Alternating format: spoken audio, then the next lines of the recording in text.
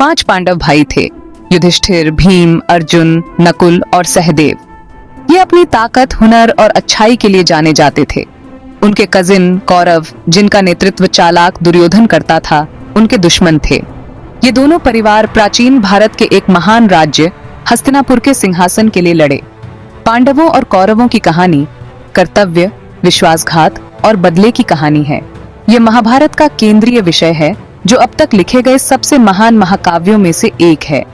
महाकाव्य के भीतर अज्ञातवास नामक एक अवधि है, जो पांडवों के छिपने का समय था। अज्ञातवास महाभारत का एक महत्वपूर्ण हिस्सा है। यह हमें लचीलापन, साहस और किसी के वचन पर खरे रहने के महत्व के बारे में सिखाता है।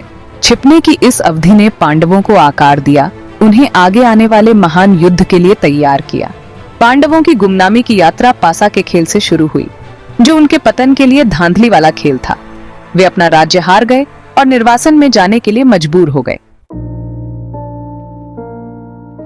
दुर्योधन पांडवों से ईर्ष्या करते हुए उन्हें पासा के खेल के लिए चुनौती दी। दुर्योधन के मामा शकुनी द्वारा छेड़छाड़ किए जाने के कारण यह खेल अनुचित था। मासूम पांडवों ने अपना धन, राज्य और यहाँ तक कि अपनी पत्नी द्रौपदी को भी खो दिया। अपमानित लेकिन अपनी बात से बंधे पांडव 13 साल के लिए वनवास जाने को तैयार हो गए। 12 साल जंगल में बिताने थे, दुनिया से छिपकर। 13वां वर्ष गुप्त रूप से बिताना था। यदि इस अंतिम वर्ष के दौरान उनका पता चला तो उनका निर्वासन फिर से शुरू हो जाएगा। अज्ञातवास की यह अवधि पांडवों की ताकत और संकल्प की परीक्षा थी। उन्हें अपनी असली पहचान छुपाकर आम लोगों की तरह रहना पड़ा।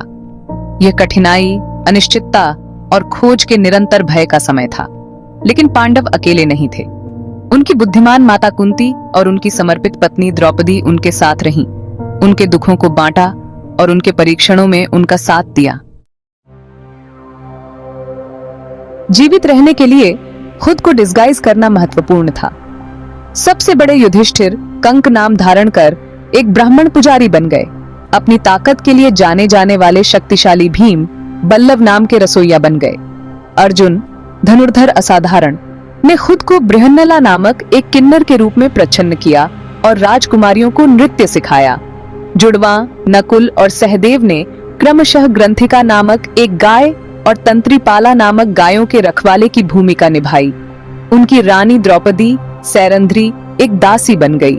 उन्होंने अपने शाही वस्त्रों को साधारण वस्त्रों के लिए, अपनी भव्य जीवन शैली को तपस्या के जीवन के लिए बदल दिया। हर दिन एक चुनौती थी, अपनी झूठी पहचान बनाए रखने का एक निरंतर प्रदर्शन। उन्हें सावधान रहना था कि वे अपने कौशल या अपने वास्तविक स्वभाव को प्रकट न करें। अज्ञातवास पांडवों को प्राचीन भारत जंगलों से भटकते रहे, खतरनाक पहाड़ों पर चढ़ते रहे और विशाल नदियों को पार करते रहे।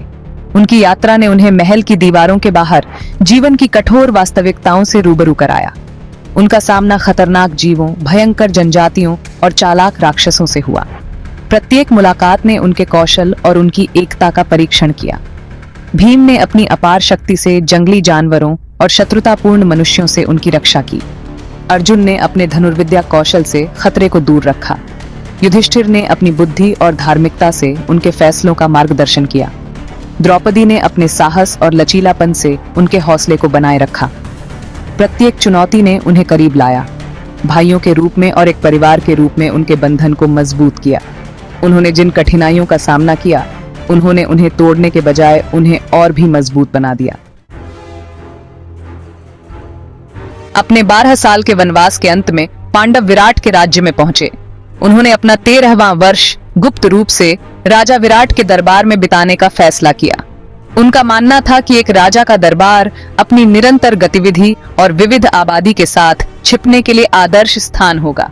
युधिष्ठिर कंक के रूप में राजा के सलाहकार बन गए, अपनी बुद्धि और धर्म के ज्ञान को साझा करते हुए। भीम बल्लव के रूप में शाही रसोई घरों में काम करते थे।